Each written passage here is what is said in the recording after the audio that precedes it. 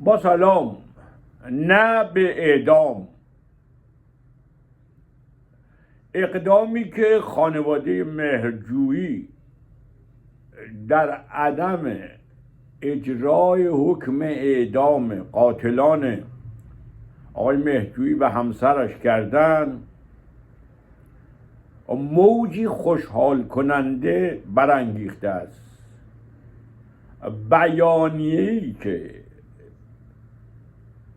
کلی ولی با امضای تقریبا تمام اقشار تحصیل کرده، روشنفکر، فعال سیاسی، مخالف، موافق نظام، در یک حکم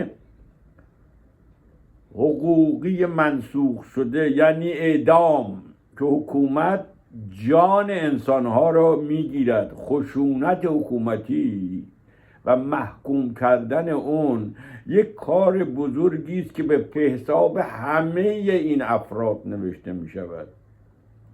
یعنی یک خواسته مدنی است و یک خواسته موجه. وقتی به نامها و تنوع نامها نگاه میکنی، فعال حقوق بشر، سینماگر، هنرمند، افرادی که از قبل مخالف احکام اعدام بودند، استاد دانشگاه، کارمند، دادخواه، من اسم کسی نمیارم که بخواد به کسی منتسب بشود. یعنی این عنوان به یک موج بزرگی از مخاطبان جامعه ایران منتسب می شود که میگویند نه به اعدام، در کشوری که بیشترین حکم اعدام به تناسب ساکنانش در اون کشور دارد و جان انسان به وسیله حکومت گرفته شدن بسیار عادی است. و در کشوری که یکی از احکام اعدام بحث همین قصاص خانوادگی است، یعنی قتلی صورت میگیرد و خانواده باید انتقام بگیرد یا قصاص بکند. این اقدام خانواده مهرجویی در عدم اجرای حکم اقدام و این حمایتی که واقعا زیبا انجام شد با افراد کاملا متفاوت و متنوع،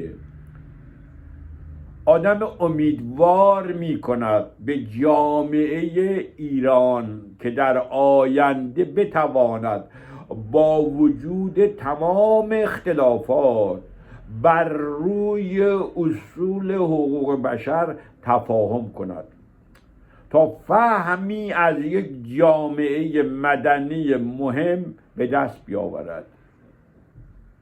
نه به اعدام اقدام درست و شهروندی است، جلوگیری از یک خشونت حقوقی دولتی است و حکومتی است. اعدام خشونت بیشتر کرده است، اعدام جلوی خشونت را نگرفته است. و ما الان در جامعه ایران اینه میبینیم. اگر اعدام قطع بشود و حرکت‌های درستی از سوی جامعه شناسان و دیگران و روانکاوان و روانشناسان بشود، شاید بشود خشونت در جامعه ایران پایین آورد. خشونت امر نادرستی است. این تصوری که فکر میکنن حکم اعدام میتواند مانع از خشونت بشود، در عمل شکست خورده است. نمونهش اعدام قاچاقچیان مواد مخدر و بیشتر شدن این جرائم و نابودی که خانواده هایی که اعدامی داشتن، همسر، فرزندان.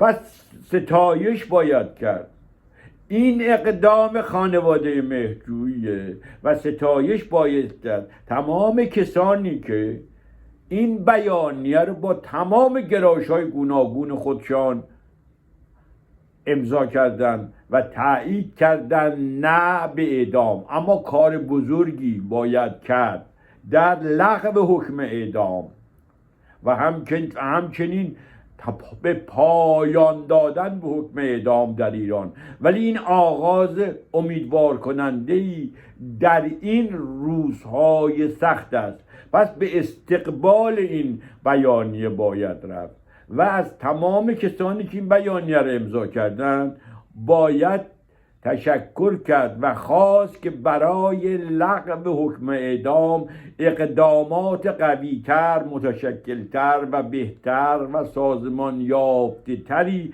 انجام بدهم، چون جامعه ما به خشونت زدایی نیازمند است.